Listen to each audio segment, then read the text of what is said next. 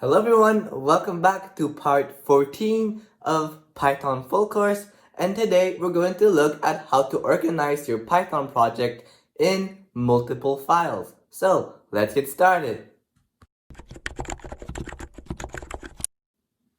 What I usually do for my Python projects is that I always have a file called main.py or index.py, which is just going to be the main code that is going to be run. And usually I try my best to put the less functions as possible. So for example, let's say I had a class dog, and then in the main file, I would want the dog to bark.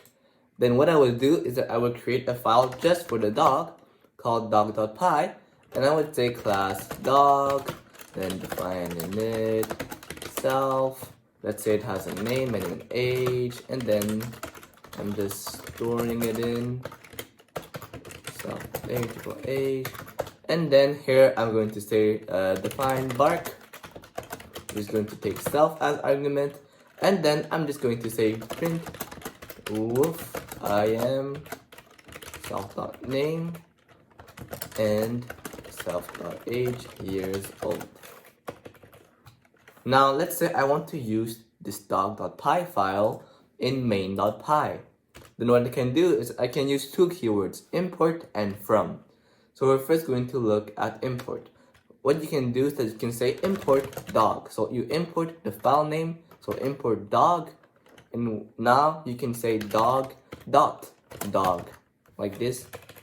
And then you can create a new dog, so my dog equal dog dot dog. And then I have to put a name, let's call it Fido. Let's say he's 13 years old, and then I say my dog.bark. So when I run it, I have woof, I am Fido and 13 years old.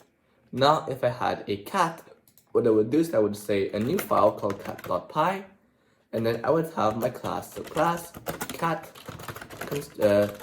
define init self name age self.name equal name self age equal age, and then I'll have, for example, define meow self, and that what it's gonna say is gonna say print f meow I am self.name and self.age years old. I can now import it, and now I'm going to show the other way. So what you can do is that you can say from cat import what you want, from cat import capital cat, and now I can create a cat. So I can say my cat is equal to cat, let's call it Bob, let's say he's 25 years old, and I can say my cat dot meow, and now as you can see it's going to say woof I am Fido and 13 years old, meow I am Bob and 25 years old.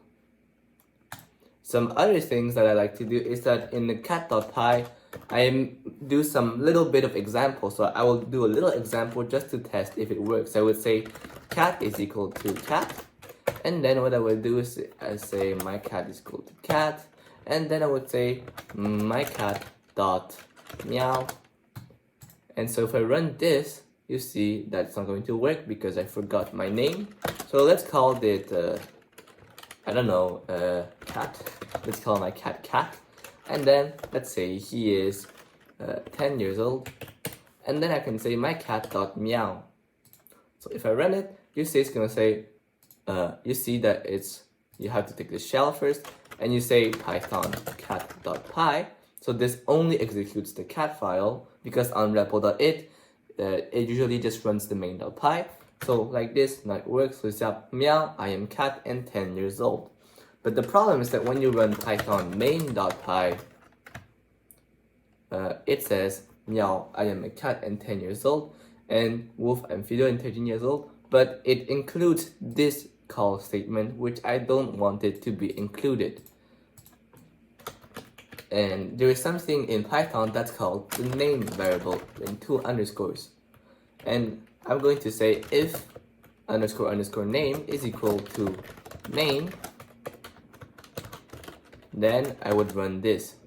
So let's just see what it's going to do, and I'm going to explain what it means. So Python cat.py, it says, meow, I am cat and 10 years old. But now if I says Python main.py, you're going to say it's not going to run the thing here. Now even better is that you can say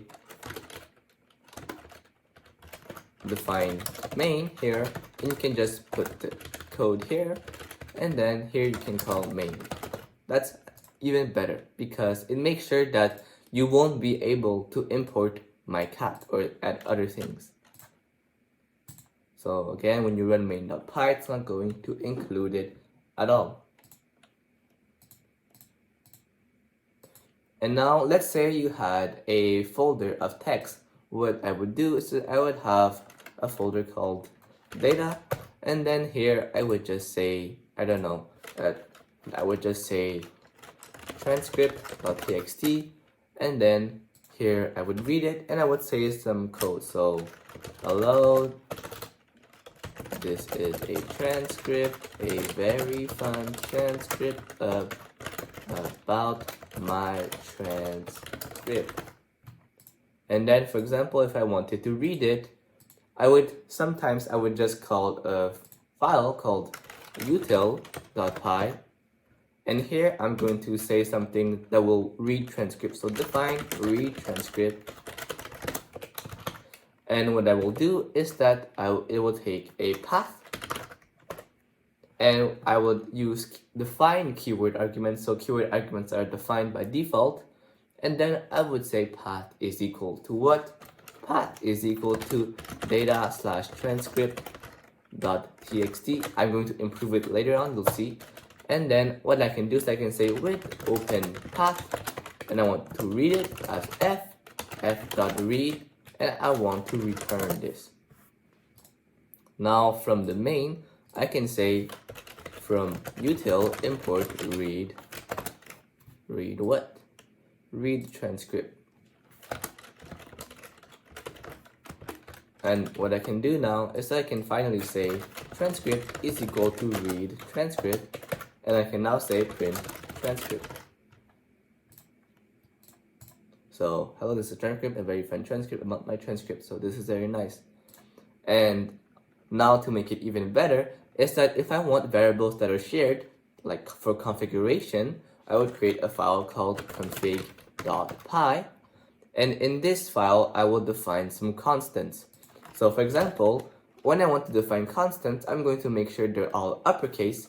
So data_dir, and I'm going to say that it resides in data, and then I can say that transcript path is equal to f strings again, so data_dir / transcript.txt.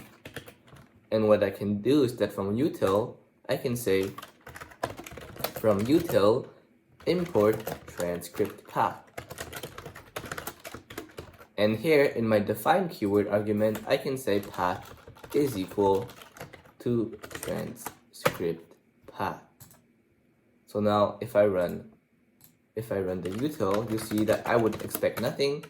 So cannot import name transcript path from partially initialized module util due to a circular import.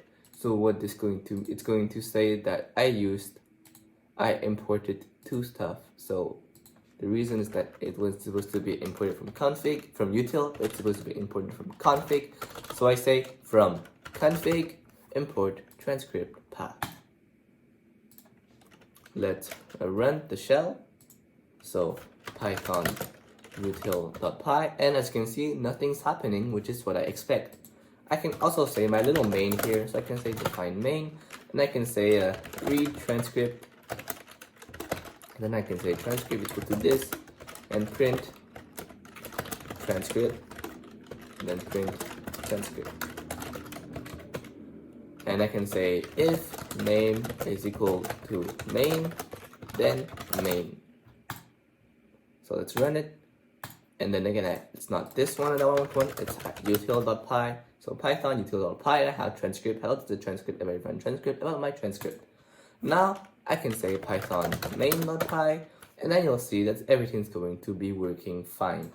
So in summary, if I want to summarize how I organize my projects, it's that I create a new file for features. So for example, a class dog, a class cat, and I also like to create util.py as well as config.py, which are just two files that are just here to help me. So util.py is just going to contain helper methods that I don't really know where it is supposed to belong, and config.py is going to contain variables that are going to be constant throughout the whole time.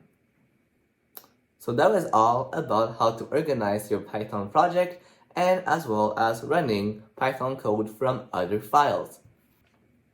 Thank you for watching. If you like this content, like, subscribe, do all that good stuff. And in the next video, we're going to look at how to use the pickle library to store Python objects into files.